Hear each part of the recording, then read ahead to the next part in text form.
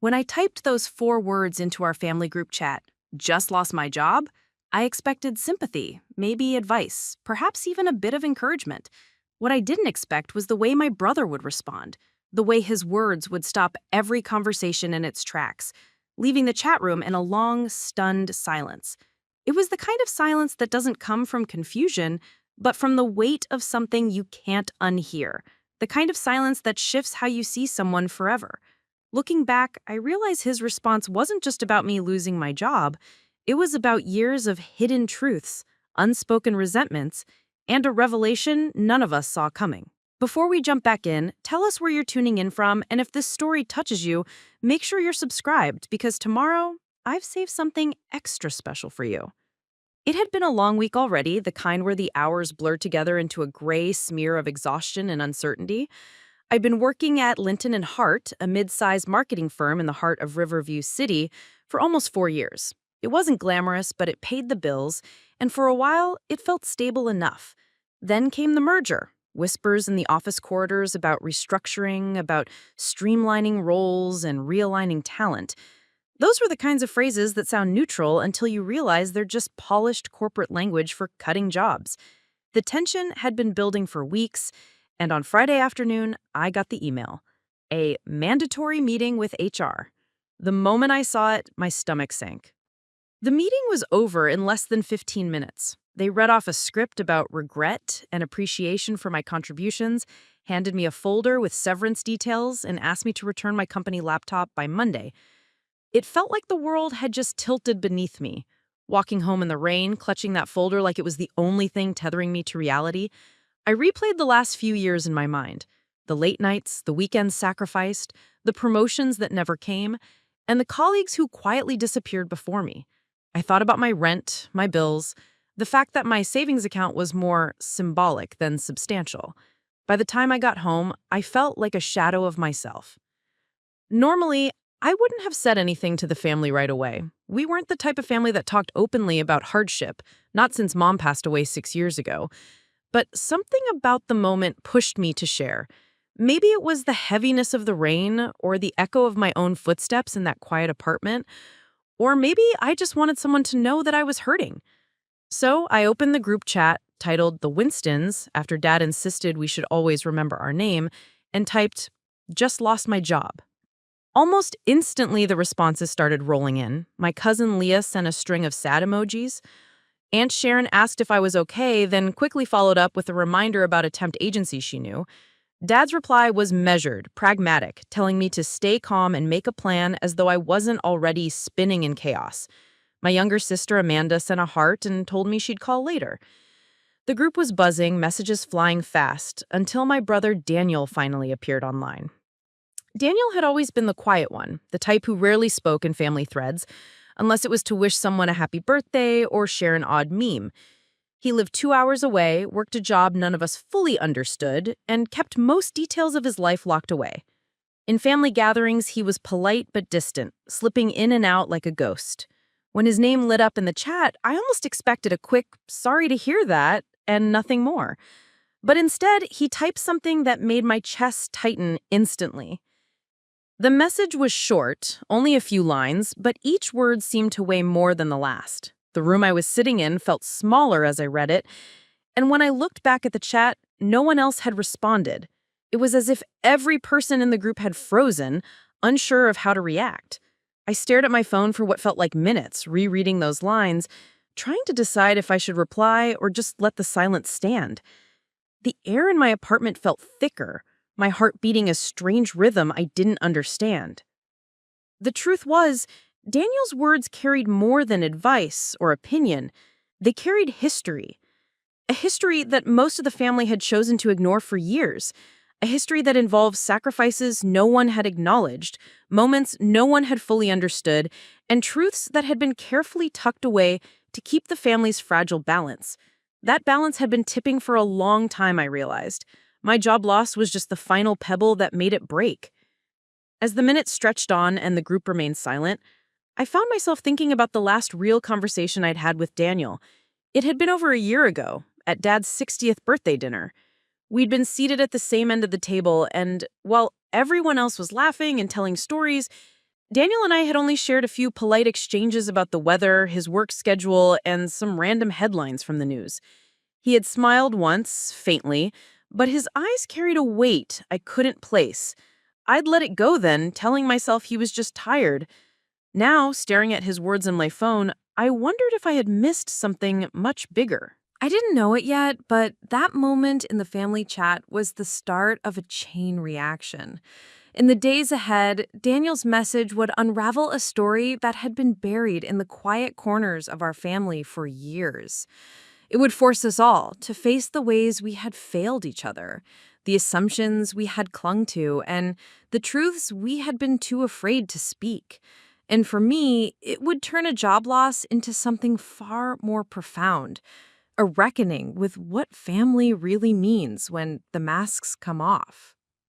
Before that moment in the family group chat, life in the Winston family had its own quiet rhythms, the kind of patterns that don't look unusual until you start noticing the cracks.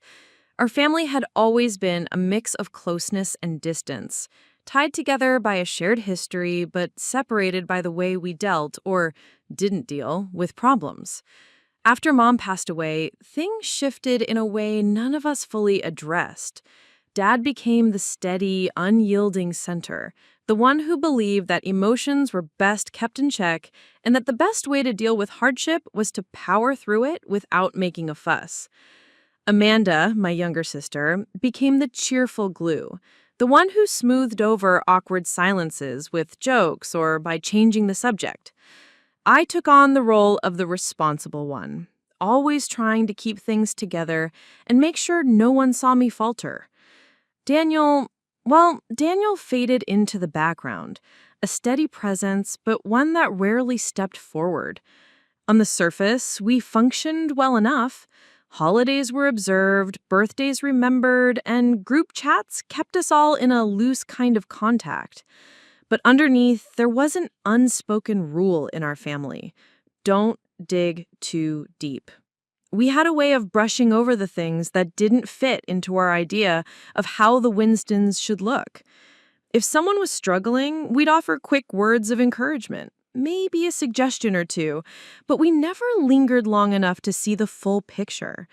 It was as though acknowledging the depth of someone's struggle might make it too real, and we weren't equipped for that. For me, the hidden problem had been building quietly over the past year. Work at Linton and Hart had been consuming me, but I told myself it was just part of building a career. I put in extra hours, took on projects that weren't technically my responsibility, and pushed through the constant fatigue. When promotions passed me by, I told myself it wasn't personal. When new management made changes that left us scrambling, I assured myself it was just business. The truth was, I had been clinging to the job out of fear more than loyalty, fear of instability, of disappointing my family, of looking like I couldn't handle life the way I was supposed to. And for me, it would turn a job loss into something far more profound, a reckoning with what family really means when the masks come off. Daniel was even harder to read. He had always been private, but after moving to the small coastal town of Fairpoint, his updates became even fewer. He worked for a logistics company, which, from what little he mentioned, involved irregular hours and long stretches of time on the road. Whenever someone asked how he was doing, his answers were short. Fine, same as always, keeping busy. Dad liked to say Daniel was steady, but to me, there was a difference between steadiness and withdrawal. I suspected there were parts of his life he kept entirely separate from us. But since he never invited questions, we didn't ask. Over time, these patterns, my quiet burnout, Daniel's distance, Amanda's cheerfulness as a shield, and Dad's stoic practicality became the way we related to one another.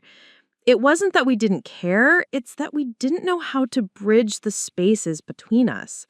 And in those spaces, misunderstandings had room to grow. There were old disagreements no one talked about anymore, like the tension between Dad and Daniel after Daniel dropped out of college, or the unspoken hurt I carried from feeling like I'd been left to shoulder most of the family responsibilities after Mom's death. We had learned to live around those things, building our conversations on safe ground, never straying into territory that might stir up the past. It was as though acknowledging the depth of someone's struggle might make it too real, and we weren't equipped for that. Still, there were moments, small, almost imperceptible, when I thought I saw the weight Daniel carried. Like at Thanksgiving 2 years ago, when he showed up late, looking worn out and pale, and barely touched his food. Or the time Amanda mentioned in passing that Daniel had turned down an invitation to spend Christmas with us because work was too busy, even though we all knew his company slowed down in December. But each time I let it pass, convincing myself it wasn't my place to pry. In the weeks leading up to my job loss, there had been a strange heaviness in the group chat. Conversations seemed shorter, less lively, and even Amanda's bright messages had a slightly forced edge to them. Daniel had been quieter than usual, which I didn't think was possible, and Dad had been more directive than supportive when anyone mentioned stress. It felt like we were all holding our breath, though I couldn't have said why. The day I posted about losing my job, I unknowingly stepped into the center of a much bigger undercurrent. That forward message, just lost my job, wasn't just about my situation. It touched something in Daniel, something that had been buried under years of silence. I didn't know then that his response would be more than just an acknowledgement. It would be a window into a story I had never been told, a story that would make me question the version of our family I thought I understood. For now, though, I was still in the space of trying to process my own loss. That weekend, I sat on my couch, scrolling through job boards and wondering how quickly I could find something, anything, to stop the panic rising in my chest. I told myself I'd deal with Daniel's words later, that I'd figure out what they meant once I had my own life back in order. But even as I tried to push it aside, the silence in the chat after his message lingered in my mind. It wasn't the silence of people who didn't know what to say. It was the silence of people who suddenly realized there was more to the story than they had been prepared to hear. And the truth was, there was more. Much more. The morning after I shared the news in the family group chat, I woke up earlier than usual, my mind still spinning from the way the conversation had ended. The silence following Daniel's message wasn't just awkward, it was unsettling, the kind of pause that felt loaded with meaning I didn't yet understand. I'd expected the family to pick up the thread again by morning, maybe offering more support or practical advice. But when I checked my phone, the chat was exactly where it had been the night before. No one had typed another word. The digital stillness made my small apartment feel even quieter, as if the conversation had frozen in place and was waiting for something, or someone, to move it forward. I tried to distract myself by making coffee and opening my laptop to browse job listings, but my concentration kept breaking. My mind kept circling back to Daniel. Why had his response felt so heavy? I'd read it over again before falling asleep, and each time I did, it was like a knot tightening in my chest. It wasn't overtly emotional or dramatic. Daniel wasn't the type for that. But there was something in the way he'd phrased it, something that hinted at more than just commentary on my situation. It was as if he had been waiting for an opening to say it, and my message had given him permission. Around mid-morning, Amanda finally sent a short message. "Morning, everyone, just checking in."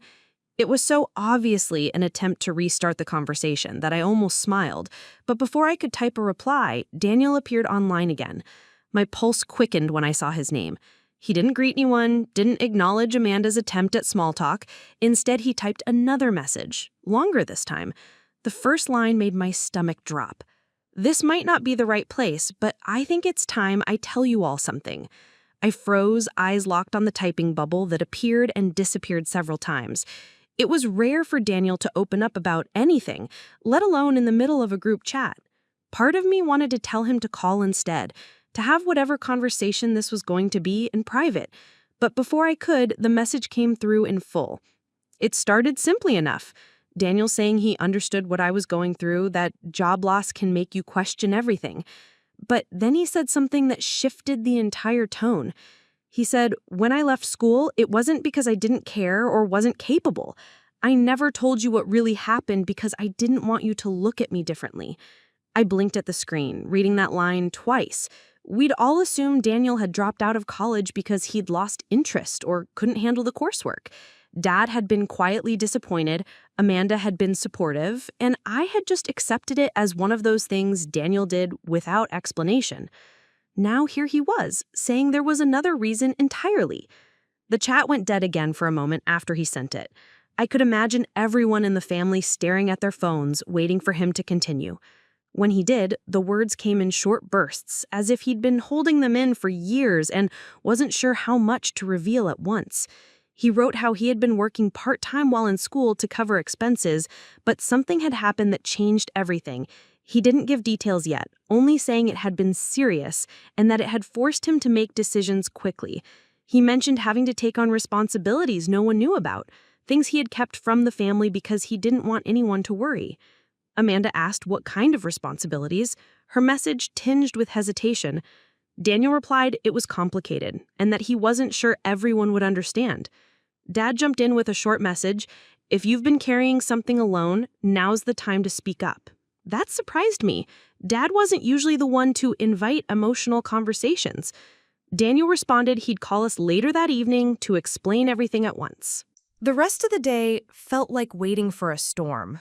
I tried to focus on my job search, but I couldn't stop thinking about what Daniel might say. My mind jumped between possibilities: financial trouble, health issues, maybe something with the law. I realized how little I actually knew about his life since he'd moved away. We'd let him keep his distance for so long that the idea of him having a whole other reality we weren't part of felt disturbingly possible. By the time evening came, I'd worked myself into a state of anxious curiosity. True to his word, Daniel started a group video call at exactly 7 p.m. I almost didn't join. I wasn't sure I was ready to hear whatever it was, but I clicked accept anyway. Amanda's face popped up first, looking tense but trying to smile. Dad appeared next, his expression serious. Then Daniel joined, sitting in what looked like a dimly lit room, his face shadowed but eyes clear and direct. He started without preamble. "I didn't leave school because I wanted to," he said. "I left because I had to, and I think you all deserve to know why." He took a breath, and for a moment I thought I saw a flicker of something, fear, maybe, or relief in his expression. Then he began to tell us about the events that had changed his life years ago, events that none of us had been aware of. He spoke slowly, carefully, as if measuring each word, and with every sentence I felt the ground beneath our family's carefully constructed image start to shift. I didn't know where the story was going yet, but I could feel the weight of it. This wasn't just about me losing my job or him dropping out of college. This was about something deeper, something that had been sitting silently in the background of our family for years, waiting for the right moment to come to light. That moment, it seemed, had arrived. What I didn't realize then was that Daniel's revelation wouldn't just explain his past. It would change the way we saw each other, and it would force us all to reckon with the choices we'd made in silence. My job loss had cracked the surface, but whatever Daniel was about to share was going to blow it wide open. Daniel sat there on the screen, his voice steady, but his eyes betraying a tension that made me lean closer to my laptop. He started explaining in more detail, and with each sentence, the pieces of his past began to take shape in a way that made my chest tighten. He told us that during his second year of college, he was balancing classes with a part-time job at a local distribution warehouse. At first, it was just to cover his rent and food, but then something happened that changed everything. One night after his shift, he got a call from an old friend, someone we didn't know, who told him that their mutual acquaintance, a guy named Paul, had been in a bad accident. Daniel explained that Paul had no immediate family in town, no insurance, and his situation was desperate. Daniel went to visit him at the hospital and found him barely conscious, hooked up to machines, facing a long road to recovery. It was there, in that hospital room, that Daniel made a decision he didn't tell anyone about. He started covering part of Paul's rent and groceries so he wouldn't lose his apartment while recovering. What began as a one-time favor turned into something much bigger when Paul's condition worsened and he needed months of rehabilitation. He quietly took on extra shifts, sometimes working back-to-back warehouse and delivery jobs to keep up with both his own expenses and Paul's. He fell behind in his classes, missed exams, and eventually failed 2 courses in a single semester. That was when he knew he couldn't keep doing both. He withdrew from school, telling himself he'd go back once Paul was back on his feet. But Paul's recovery wasn't quick, and the bills piled up. Daniel said he reached a point where his own finances were in shambles, his grades irreparable, and his energy drained to the bone. By the time Paul was finally well enough to live independently, Daniel had already signed a long-term contract with the logistics company he still works for today. He never told any of us because he knew how Dad felt about responsibility. He thought Dad would see it as reckless, putting someone else's needs before his own education. He thought I might not understand why he'd sacrificed so much for someone outside the family. Amanda was the first to speak, asking softly if Paul had ever thanked him. Daniel nodded, but there was a faint bitterness in his expression when he said that gratitude wasn't really the point anymore. Paul had moved away years ago, and while they still exchanged the occasional text, they weren't close. It wasn't about recognition, Daniel explained. It was about the choice he made and the ripple effect that it had on his life. He'd given up his degree, changed his career path, and carried the financial and emotional weight of that decision in silence for years. I felt a pang of guilt hearing all this. We had all been so quick to accept the simplest explanation for him dropping out of school, that he just didn't care, without asking him what really happened. We had let that assumption sit there, unchallenged, shaping the way we saw him. Dad's face was unreadable, but I could see his jaw tighten as Daniel spoke. For a moment, I thought he might criticize the decision outright, but instead he asked a different question. Why were you telling us this now? Daniel hesitated, then glanced at me through the screen. Because when I saw your message about losing your job, it reminded me of how alone I felt when everything fell apart for me, he said. I didn't want you to think you have to handle this by yourself. But I also realized I've been part of the problem. I kept my distance from all of you because I didn't want to explain. I thought I was protecting myself, but I was also keeping you from knowing who I really am. It was strange. His words should have been comforting, but they also opened up something raw in me. I had been telling myself for the last 24 hours that I was alone in this, that I couldn't burden the family with my fears. And here was Daniel, admitting he'd done the same thing for years, but for a different reason. It made me wonder how many other truths were sitting quietly in our family, disguised as surface-level stability. As the conversation continued, Daniel mentioned that not everyone in his life had been blind to what he was doing back then. His boss at the warehouse, a man named Frank, had noticed how exhausted he was and eventually learned why. Frank had tried to convince Daniel to at least tell his family, but Daniel refused. Frank ended up giving him extra hours and flexible shifts to make it easier to manage, but it came at a cost. Daniel had to commit to more responsibility at the warehouse, which eventually led him into the logistics role he had now. Hearing about Frank felt like a small but significant turning point. Someone outside our family had seen the truth years ago, had even tried to get Daniel to tell us. It was unsettling to think that a near stranger had known more about what was happening in my brother's life than we did. It made me realize that this wasn't just a private story between siblings. Other people had been aware, had shaped the course of events in ways we never knew. By the time the call ended, I felt both closer to Daniel and more unsettled than before. I knew more about his life now, but I also sensed there was still something missing from the picture. The way he had spoken about Paul in the accident seemed carefully edited, as though there were parts he still wasn't ready to share. The presence of people like Frank in his story suggested that more threads were woven into this than he was admitting. And I had the distinct feeling that those threads were going to start unraveling soon, whether Daniel wanted them to or not.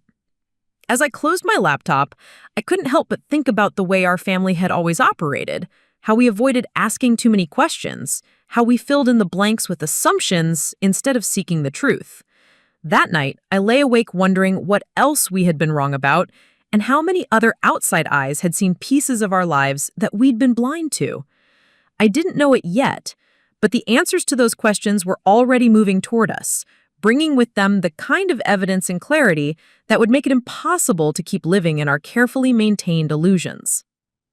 Over the next few days, Daniel's revelation lingered in my mind like a half-finished sentence. I went about my routines, sending out resumes, cleaning my apartment, making half-hearted meals, but the details of his story kept resurfacing. The way he had spoken about Paul, the mention of Frank at the warehouse, the quiet edits in his explanation, they all felt like puzzle pieces that didn't quite fit together yet. I wasn't sure if it was my curiosity or a deeper instinct, but something in me wanted to understand the full picture. I had spent years believing I knew my brother, and now I had to face the fact that much of what I knew had been based on assumptions. If he had kept something this big from us, what else had been hidden in the background all along? It started small. I texted Amanda to see if she had heard anything more from Daniel since the call. She said she hadn't, but she admitted she had been thinking about him a lot too. She mentioned something that caught my attention, how at the Thanksgiving a couple of years ago, Daniel had seemed distracted, and during a moment in the kitchen when she asked if he was okay, he had just smiled faintly and said, "Not everything's worth explaining." She hadn't thought much of it at the time, but in hindsight, it seemed connected to what we'd learned. That offhand comment, paired with the fact that someone like Frank had been aware of Daniel's situation, made me wonder just how many people outside our family knew more than we did. I decided to start with what I could verify. Riverview wasn't a big city, and the distribution warehouse Daniel had worked at during college was still in operation. I didn't know Frank's last name, but I figured it wouldn't be hard to find out. A quick search pulled up the website where a staff page listed Frank Mason, Operations Manager. His photo showed a middle-aged man with kind eyes and the kind of smile that seemed genuine rather than corporate. I stared at the picture for a while, imagining him watching my brother struggle years ago, wondering if he ever wanted to reach out to us directly. On impulse, I called the warehouse under the pretense of asking about job openings. When the receptionist answered, I casually asked if Frank Mason was available, saying I had a few questions about opportunities. She put me on hold, and a minute later, a man's voice came on the line. I introduced myself, saying I was Daniel Winston's sister. There was a pause, long enough to make me think he might hang up, before he said, "Well, that's a surprise." His voice had a warm but guarded tone, the way someone might sound when they're weighing whether to share a truth that isn't theirs to tell. I didn't want to push too hard, so I told him that Daniel had recently shared a bit about his time there and that I just wanted to understand more. Frank hesitated, then said, "Your brother's a good man. He took on more than most people could handle at his age. He wouldn't have told you everything, he's like that, but I saw it." When I asked what exactly he'd seen, Frank grew quieter. "That's for Daniel to tell," he said finally, "but I will say this. He worked himself past exhaustion for months. There were nights I sent him home early because I was afraid he'd collapse. And it wasn't just about Paul, there was more going on, but I think he was protecting someone." Those words lodged in my mind like a hook. More going on, protecting someone. It added a layer I hadn't considered, that maybe Paul wasn't the only reason Daniel had dropped out of school. I thanked Frank for his time, but the call left me more unsettled than before. If Daniel had been carrying more than one secret, why had he chosen now to reveal only part of it? Was he still holding back because he didn't trust us with the rest, or because the rest was something we wouldn't want to hear? That night, I found myself scrolling through old photos on my phone, looking for any sign of what Daniel's life had really been like during that period. I came across a picture from his last semester before he left school, a group shot taken at a barbecue in our parents' backyard. Daniel stood at the far edge, wearing a faded hoodie despite the warm weather, his shoulders slightly hunched. His smile was polite but strained, and his eyes seemed to be somewhere far away. It struck me then that maybe I'd been seeing the signs all along, but had chosen not to interpret them. Amanda texted me later that evening to say she'd been thinking about calling Daniel to ask more directly, but she wasn't sure if it was the right time. We both knew how easily he could retreat if he felt cornered. I told her to wait, that I might have a better approach. The truth was, I didn't have one. I was just hoping that if I gathered enough small pieces, I could start to assemble the bigger picture without scaring him off. In the days that followed, little bits of information began to surface. An old mutual friend of ours, Mark, reached out after seeing one of my job search posts on social media. In passing, he mentioned remembering how Daniel had been working crazy hours during college and that there had been rumors about him helping someone out in a tough spot. Mark didn't know the details, but the fact that even acquaintances had picked up on Daniel's situation made me realize how much of it had been hiding in plain sight. We just never asked the right questions. By the end of the week, I had more questions than answers. Frank's implication that Daniel had been protecting someone beyond Paul gnawed at me. I started wondering if my brother had been caught in something bigger, something that might have been risky, even dangerous. And the more I thought about it, the more I realized that my own job loss had accidentally pulled me into a thread that, once tugged, might unravel years of silence. I didn't know then that the next piece of undeniable proof was already on its way, and that it wouldn't come from Daniel directly. It would come from a source none of us expected, one that would strip away any room for guessing and force the truth into the open, whether we were ready or not. It happened on a Tuesday afternoon, the kind of day that felt like it had no reason to stand out. I was sitting at my kitchen table, half distracted by a job application form, when my email notification chimed. The subject line read, "Thought you should see this." It was from Leah, my cousin who lived 2 towns over. Leah wasn't particularly close to Daniel, but she had a knack for hearing things before anyone else. Her message was short, just a link to a local Fairpoint news archive and the words, "This popped up when I was doing some research for work. Is this about Daniel?" I clicked the link and was taken to a scanned newspaper clipping dated nearly 8 years ago. The headline read, "Local college student intervenes in armed robbery attempt." My eyes narrowed as I skimmed the opening paragraph, my pulse picking up speed. The article described how a student had stopped an attempted robbery outside a small grocery store late one night, staying with the victim until police arrived. The suspect had fled, but the student had given a full description to authorities. The name of the student was right there in the second sentence. Daniel Winston. For a moment, I just stared at it, unsure if my mind was connecting dots that weren't there. But the details matched. Fairpoint, the timeline during his second year of college, even a description that sounded like the same hoodie I remembered him wearing in old photos. As I read on, the article mentioned that the victim of the robbery, a man named Paul Davenport, had sustained injuries from being shoved to the ground. My stomach tightened. This wasn't just about Paul being in an accident like Daniel had implied. This was about Paul being attacked in a violent crime. The article didn't say much about what happened after, but it did note that Paul had been taken to the hospital with a concussion and a fractured wrist. Daniel had refused interviews with the press, and police described him as cooperative but private. There was one quote from the store's owner saying Daniel had done the right thing but didn't seem to want any recognition for it.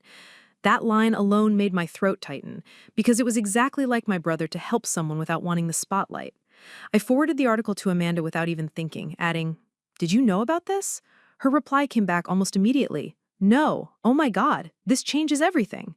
Within minutes, she was calling me. When I picked up, her voice was breathless. She said she'd tried searching Daniel's name online before, but had never found anything like this.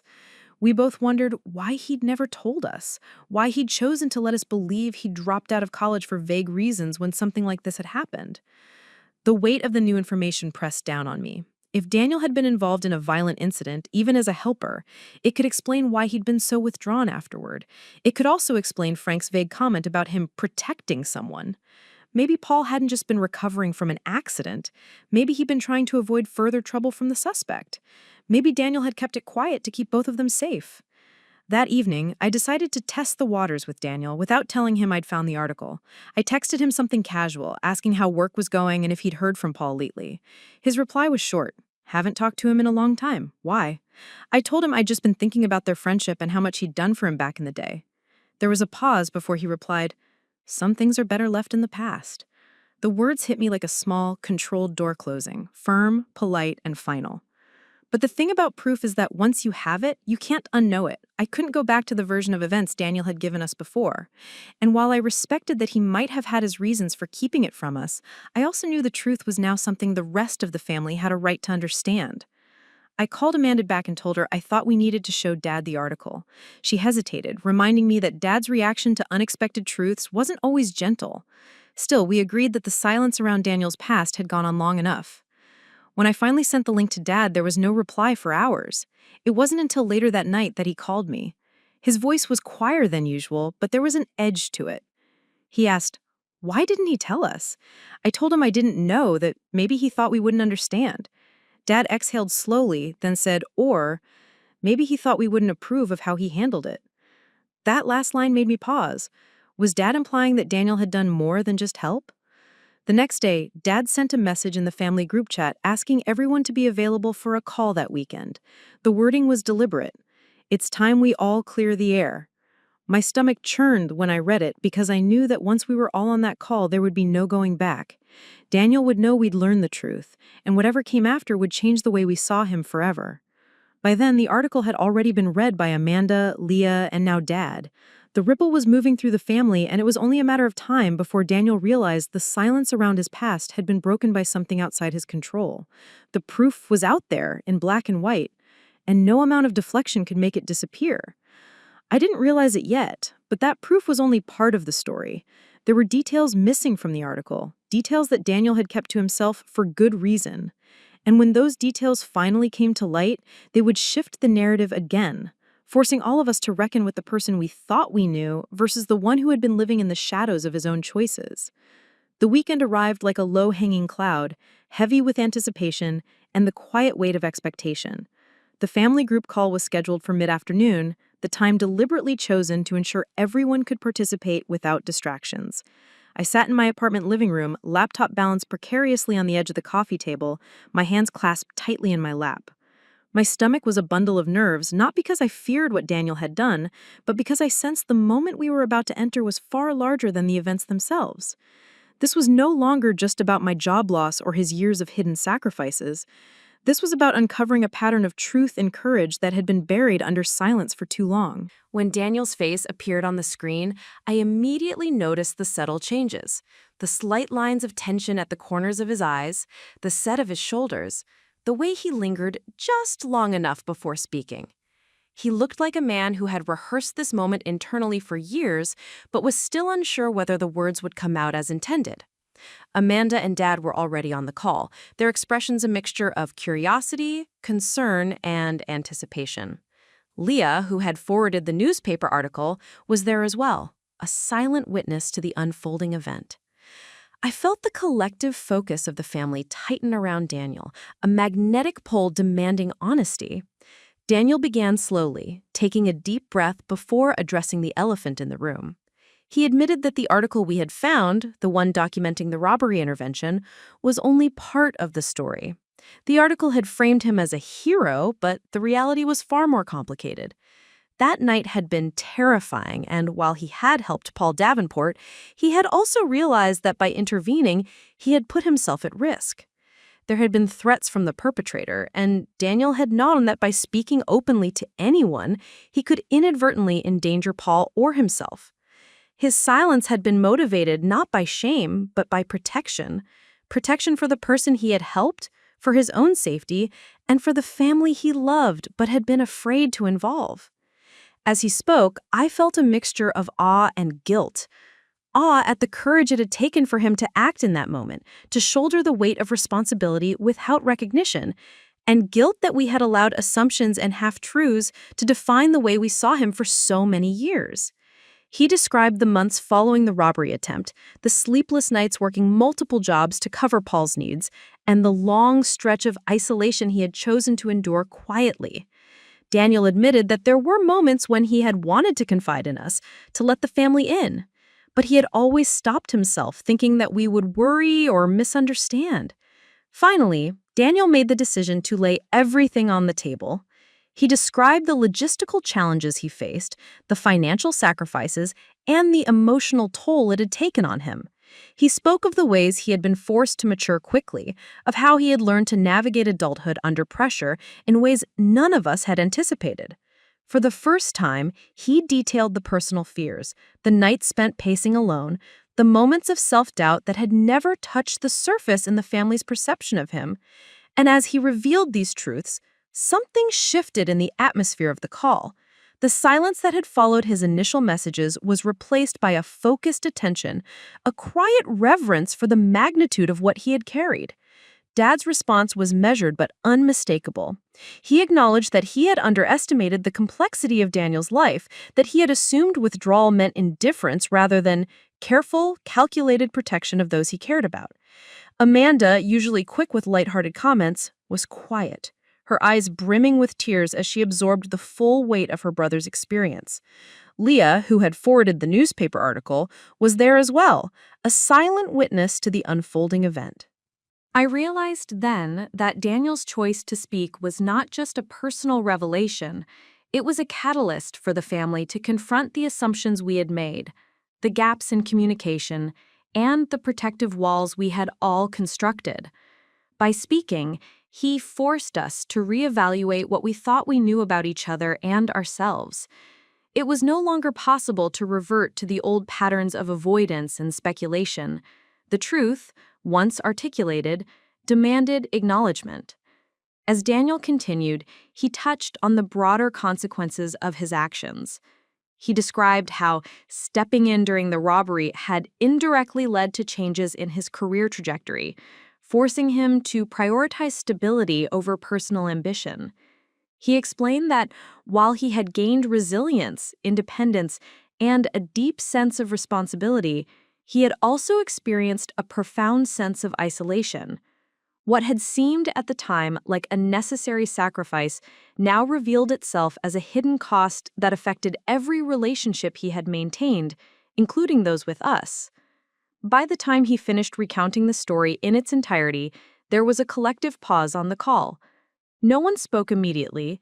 We all sat in that suspended space, processing the scope of what had been revealed. It was as if the family had collectively exhaled for the first time in years, finally confronting a truth that had been obscured by assumptions, omissions, and protective silence. I could feel the gravity of the moment pressing against me, a mixture of relief, respect, and the dawning awareness that our family narrative had fundamentally shifted. In choosing to speak, Daniel had not only revealed his hidden past, but had also opened a channel for the family to process, reflect, and reorient itself around genuine understanding. The choice to speak, which initially seemed like a personal risk, became an act of collective liberation. It was an acknowledgement that truth carries power, and with that power comes the opportunity to heal, reconcile, and rebuild trust. In that moment, I understood that the family's journey toward authenticity had reached its pivot point, one that would define how we moved forward in the months and years to come. By the time the call ended, the tension had eased slightly, replaced by a cautious optimism. We had crossed a threshold, and there was no turning back. Daniel had chosen the path of honesty, and in doing so, he had given all of us permission to engage with the reality of our family in a way we never had before. The unfolding story was no longer about silence or assumptions. It was about connection, courage, and the raw power of finally speaking the truth. The calm that had settled over our family in the aftermath of Daniel's revelation didn't last long. Within days, the echoes of his story had begun to reach beyond our immediate circle. It started subtly, an offhand comment from a distant cousin who had overheard a snippet of our video call, a social media post from Leah that included the article about the robbery intervention. At first, we brushed it off, thinking that the family network was small enough that the news wouldn't spread far. But reality proved otherwise. The ripple effect of truth, once released, has a way of traveling faster than anyone anticipates. The first unmistakable confrontation came from Daniel's former colleague at the logistics company, a man named Marcus.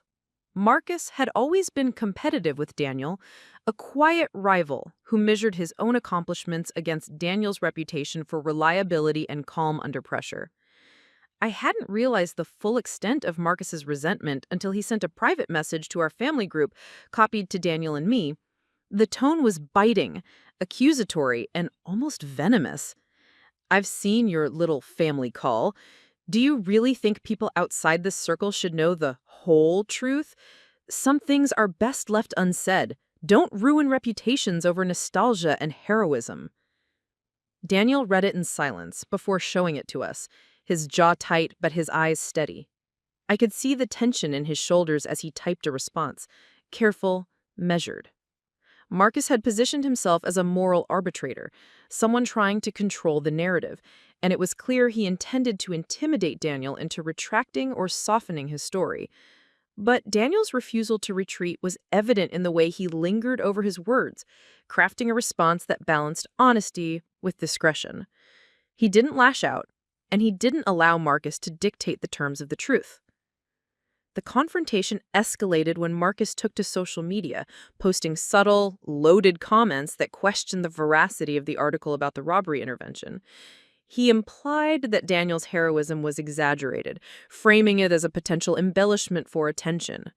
Within hours, a few former acquaintances chimed in with doubts and secondhand recollections, creating a small storm that blurred the line between truth and speculation. Suddenly, the family's safe haven of knowledge was exposed to scrutiny, and Daniel, who had carried the burden of silence for years, found himself defending not only his actions, but also the integrity of the story itself. I watched him navigate the digital confrontation with a quiet determination. Where Marcus and others used innuendo and implication, Daniel relied on facts. He shared copies of police reports, hospital records, and statements from witnesses, carefully crafting a timeline that matched every detail he had revealed to us during the family call. Each post was precise, unemotional, but powerful in its clarity. It became evident that the antagonistic force wasn't just Marcus. It was the potential for misunderstanding, the way small distortions can gain momentum, and the fear that people who weren't present for the original events could misinterpret intentions. Meanwhile, the family felt the tension in our own interactions. Amanda was frustrated that Daniel had to defend himself publicly after we had just begun to process the personal revelations in private. Dad was quieter than usual, his face lined with concern as he read through the messages and posts. Leah, ever the observer, pointed out the subtle dynamics at play, the way Marcus's influence stemmed from a combination of personal insecurity and a desire to control perception. And I felt it too, realizing that the truth, while undeniably powerful, is also vulnerable to distortion when it collides with outside agendas. It was during this period that Daniel revealed another layer of the story, an aspect of his past that had never been documented. In the weeks following the robbery, Paul had confided that the suspect was part of a larger network involved in petty crimes throughout the area. Daniel had never pursued it legally beyond the immediate intervention, partly out of fear of retaliation and partly out of a desire to protect Paul's anonymity. That omission had allowed Marcus and others to cast shadows of doubt on Daniel's motives because a full narrative had never existed publicly. Now, Daniel had to reconcile the consequences of silence with the necessity of transparency. We became more involved than I expected. Amanda and I scoured local records, corroborating police reports, reviewing news archives, and even contacted a few individuals who had witnessed the incident years before. Our role wasn't just supportive, it became investigative. Each small piece of verification strengthened Daniel's position, giving him confidence to confront the antagonistic forces directly. At the same time, it highlighted a broader reality that truth alone does not guarantee understanding. Even when evidence is clear, human perception and ego can twist the narrative. By midweek, the confrontation had reached a peak. Marcus had publicly questioned Daniel's integrity, and the family, acting as both witnesses and advocates, stepped in to provide verification. Every message, every document shared became a testament to Daniel's honesty and courage. What initially seemed like intimidation transformed into an opportunity for the family to stand united, demonstrating that truth, once faced with opposition, can be defended effectively when approached methodically and with integrity. Even as the external tension heightened, there was a profound internal shift within Daniel. He was no longer simply recounting events from the past, he was asserting control over his own story, confronting opposition, and reclaiming the narrative that had been clouded for years.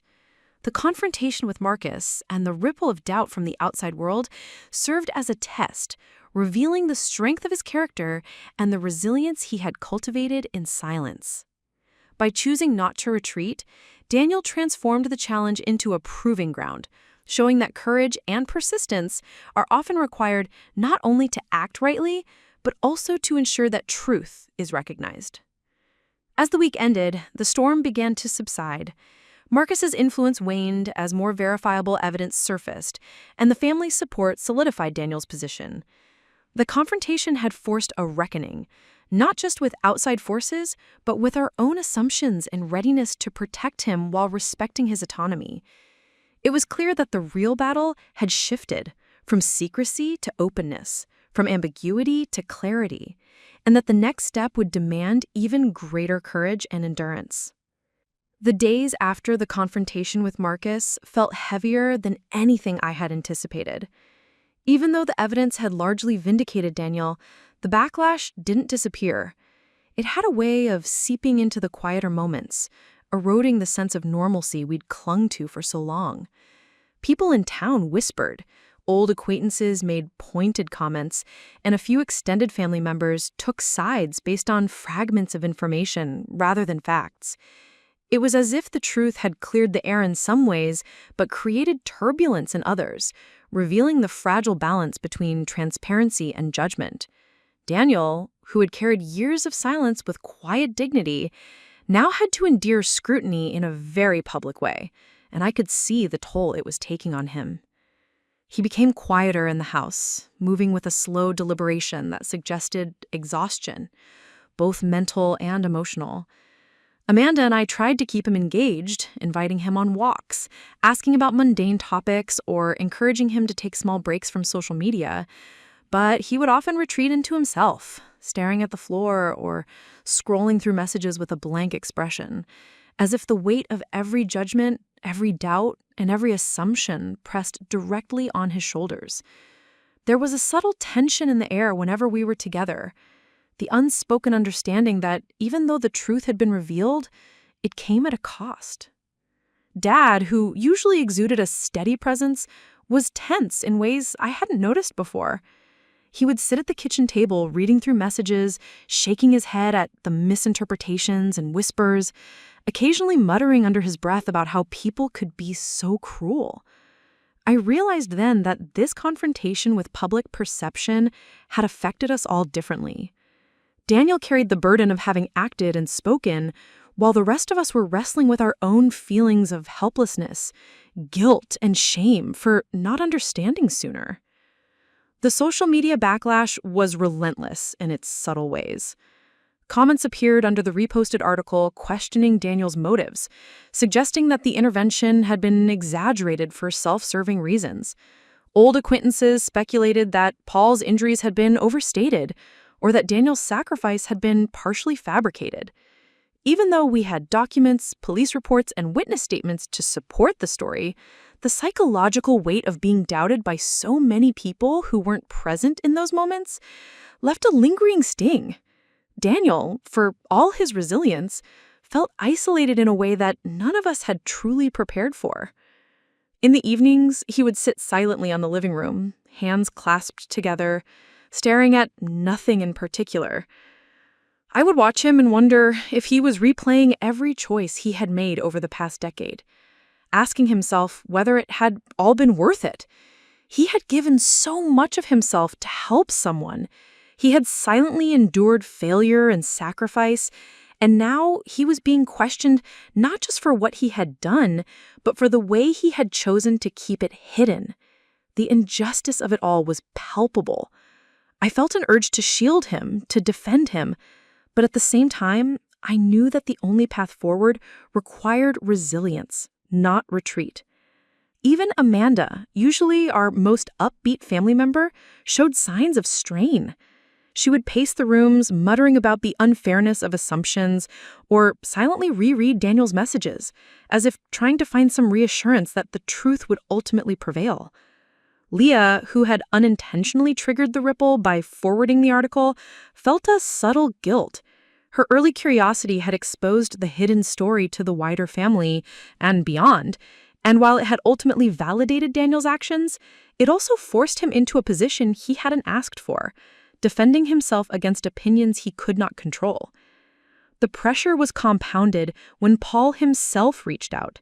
He called Daniel, concerned that the public exposure of the robbery story might draw unwanted attention to him, even years later. Paul's hesitation and subtle fear reminded us that the stakes weren't abstract, they were real, affecting real people who had once depended on Daniel's discretion. Daniel, in turn, wrestled with guilt. Had he acted correctly by speaking openly now, or should he have preserved silence a little longer to protect others? The question haunted him, a persistent shadow that blurred the lines between right and wrong. I realized that this moment represented the true test of Daniel's courage. Courage, I understood, wasn't just about stepping into danger or making difficult choices. It was about enduring the fallout, facing judgment, and continuing to act with integrity, even when the world questioned the validity of your actions. For Daniel, the past decade of sacrifice was colliding with the present reality of scrutiny, and the emotional weight was heavier than any of us could have anticipated. At night, I would lie awake thinking about the ripple effects. How many of us live under the assumption that truth will protect us, only to find that once spoken, it can become a source of vulnerability. Daniel's story was an example of this paradox. Years of secrecy had protected him in one way, but speaking it aloud had exposed him to judgment, doubt, and misunderstanding. And yet, beneath the exhaustion, the tension, and the fear, there was a quiet thread of strength, a reminder that truth, even when challenged, has the power to endure. By the end of the week, the emotional intensity had reached a peak. Daniel was visibly worn. Dad had retreated into his own quiet reflection. Amanda oscillated between frustration and concern. And I had come to a deep realization: the path of truth is never without pain. The lowest point had arrived, a combination of backlash, doubt, and the internal struggle of understanding one's choices in the face of public scrutiny. It was a crucible, testing the limits of resilience, patience, and familial support, and we were all inside it together, unsure how we would emerge. The weekend arrived with an air of tense anticipation, the kind that presses against your chest and makes the minutes stretch endlessly. Daniel had made a decision. He was going to confront the doubts, the whispers, and the questions once and for all. It wasn't about proving anyone wrong or seeking accolades.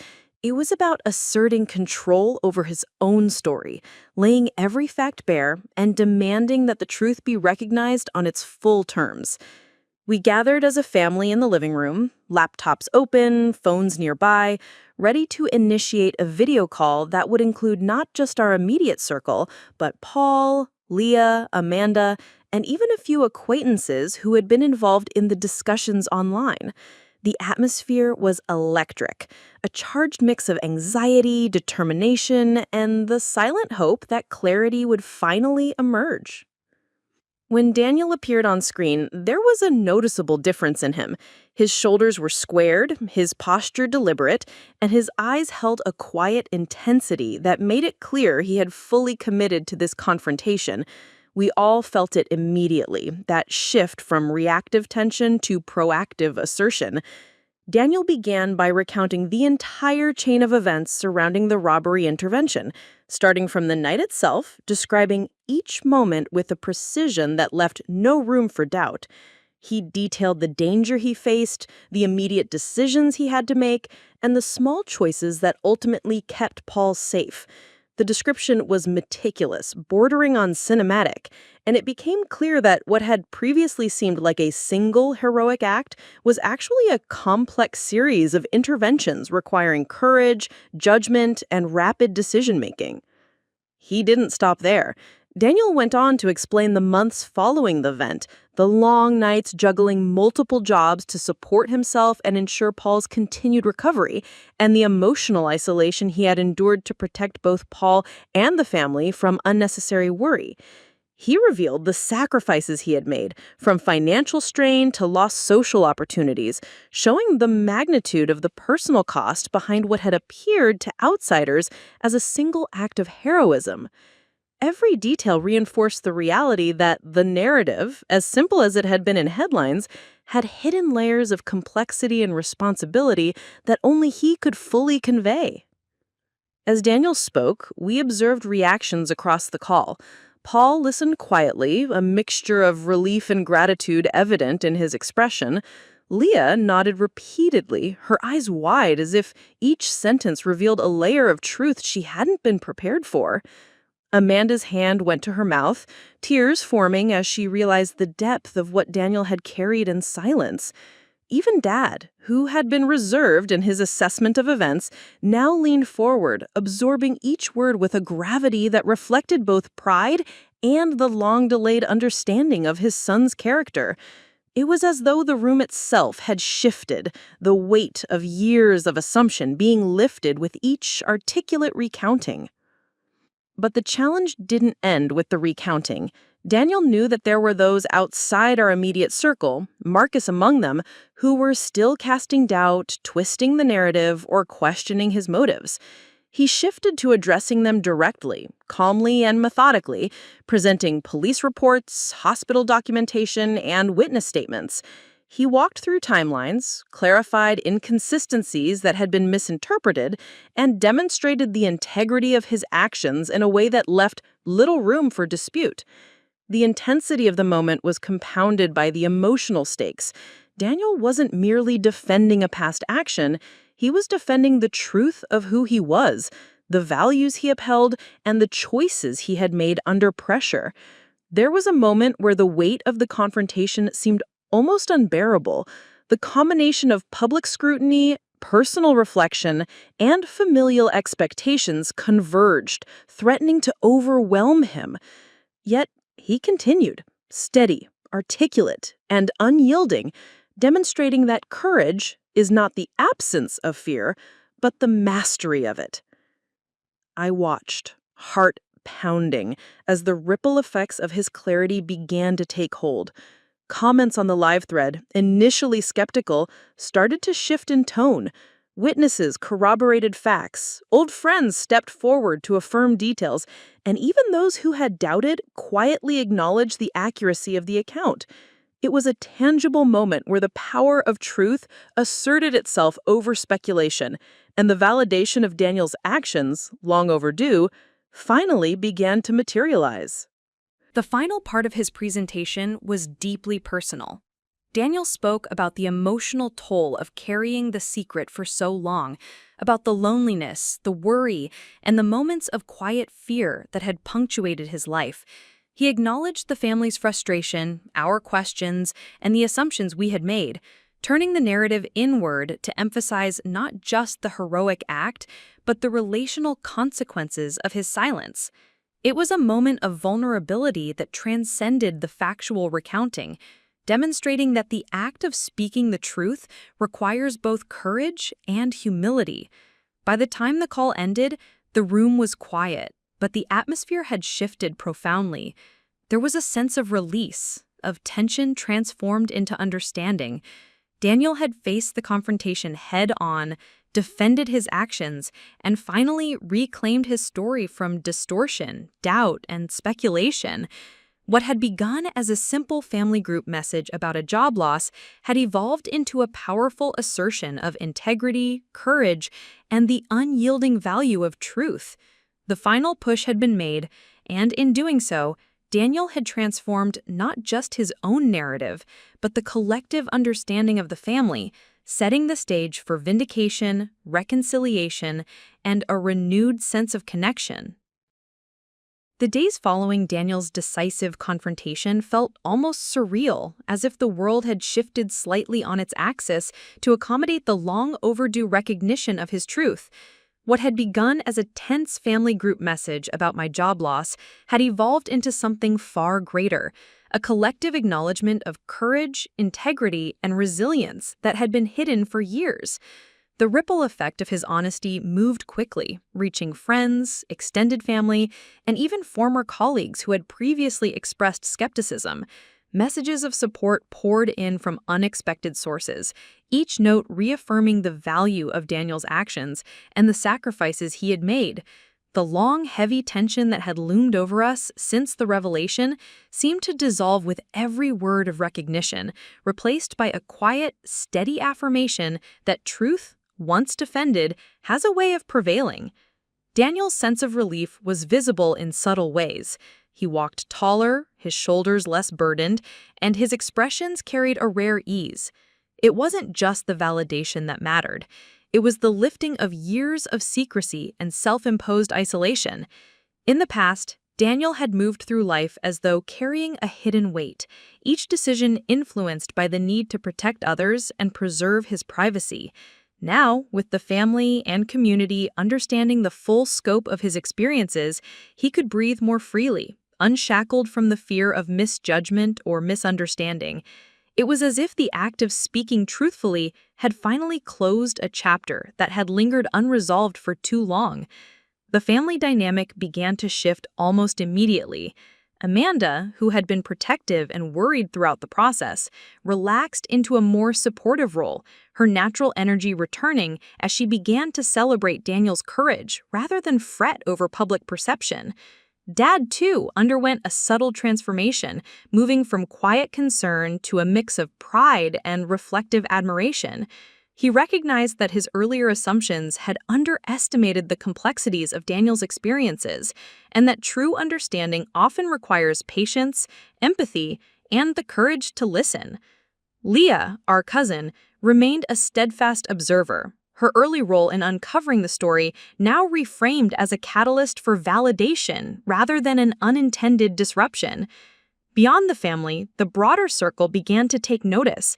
Former colleagues and friends who had doubted Daniel's intentions reached out privately, offering apologies for their earlier skepticism and acknowledging the thoroughness of his defense. Even Marcus, the former coworker who had initially tried to challenge Daniel, remained unusually silent, the tide of evidence and support making further opposition futile.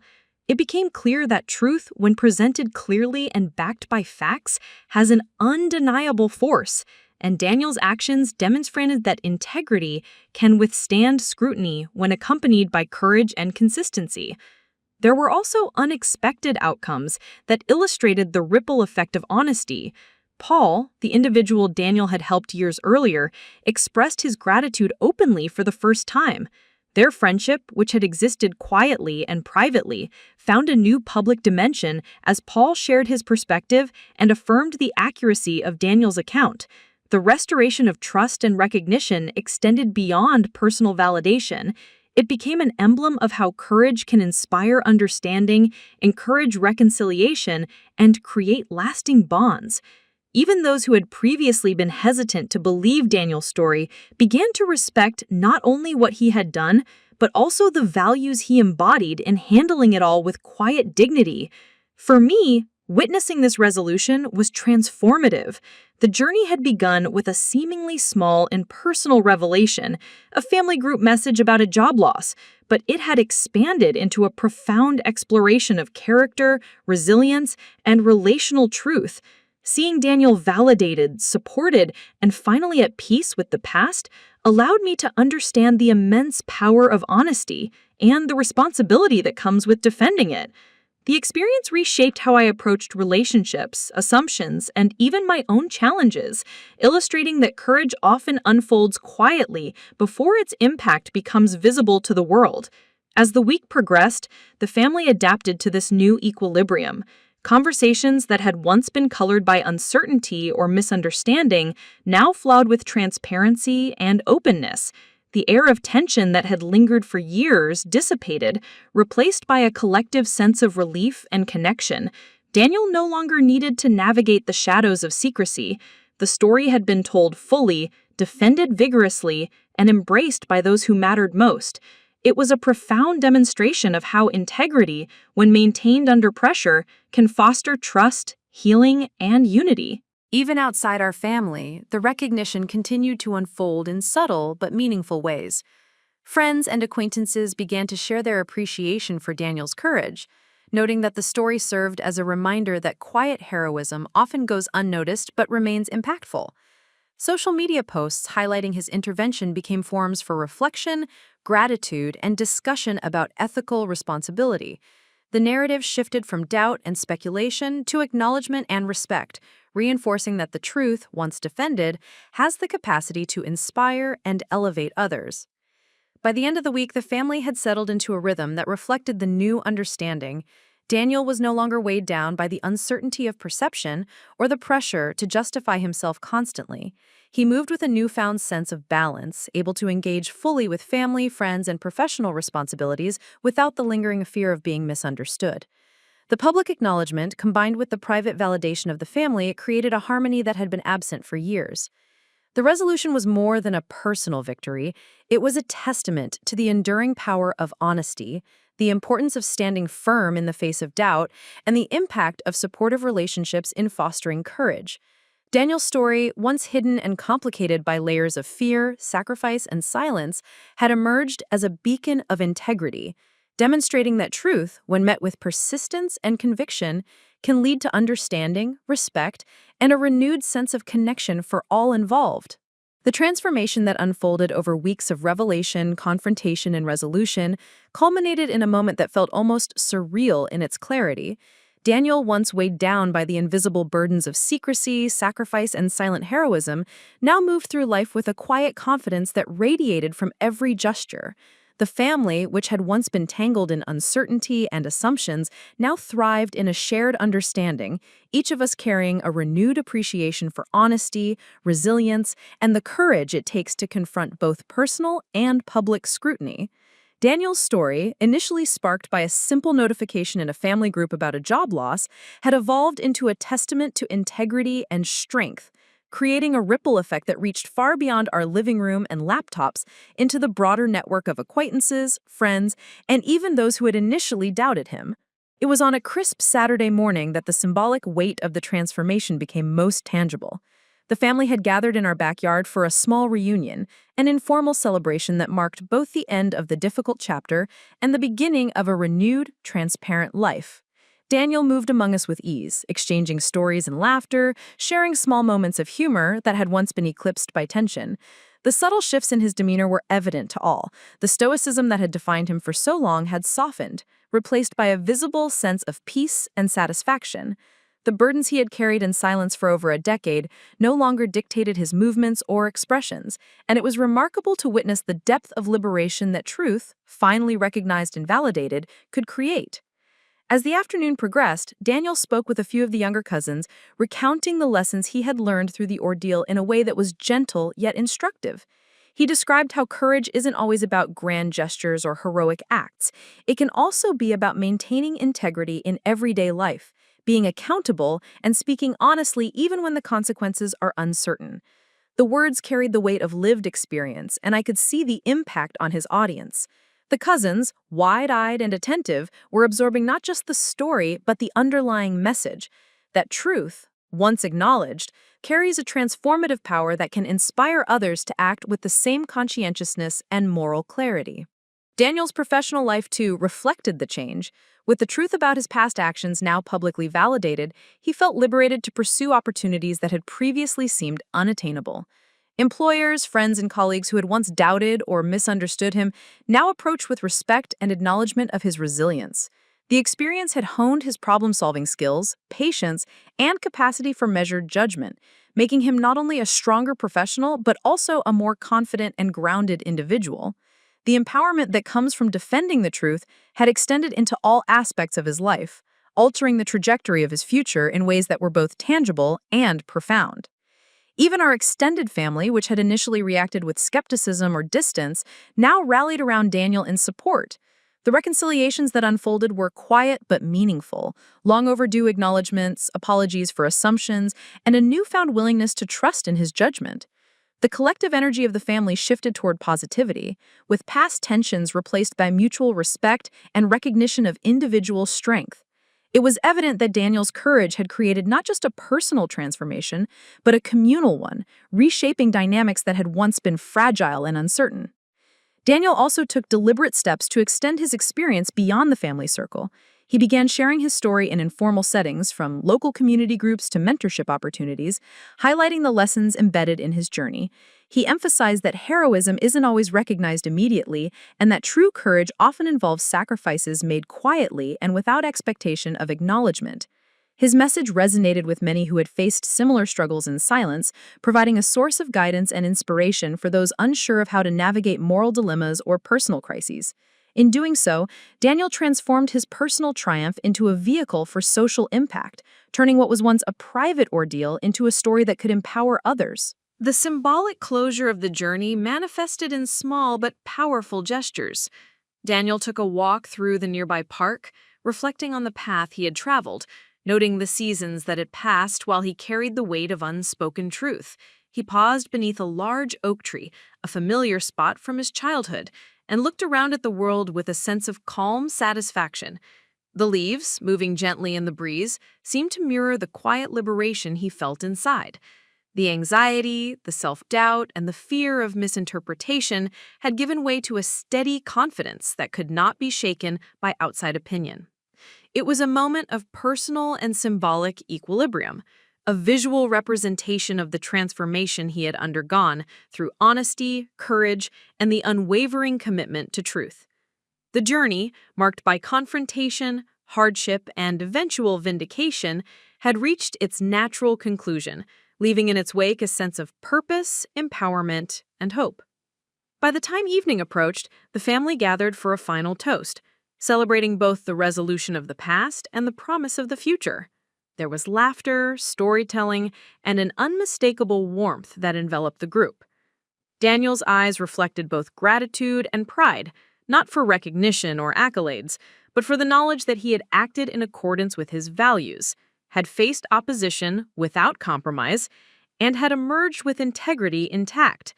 The journey, marked by confrontation, hardship, and eventual vindication, had reached its natural conclusion, leaving in its wake a sense of purpose, empowerment, and hope. By the time night fell, it was clear that the transformation was complete. Daniel had moved from silent struggle to vocal courage, from isolation to connection, and from unrecognized sacrifice to celebrated integrity.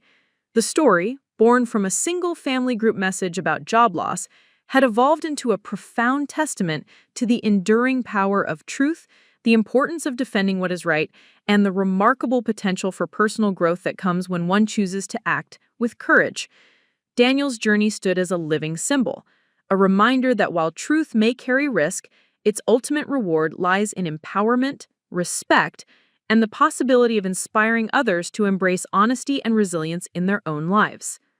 The final image of Daniel standing beneath the twilight sky, surrounded by family, smiling in a quiet, unassuming way, captured the essence of the entire journey. A man transformed by the act of speaking truth, a family strengthened by understanding, and a narrative that affirmed the power of integrity, courage, and the unshakable value of honesty. The story had reached its natural conclusion, leaving a lasting impression of hope, triumph, and the enduring impact of one person's choice to finally let the truth be heard. Up next, you've got two more standout stories right on your screen. If this one hit the mark, you won't want to pass these up. Just click and check them out.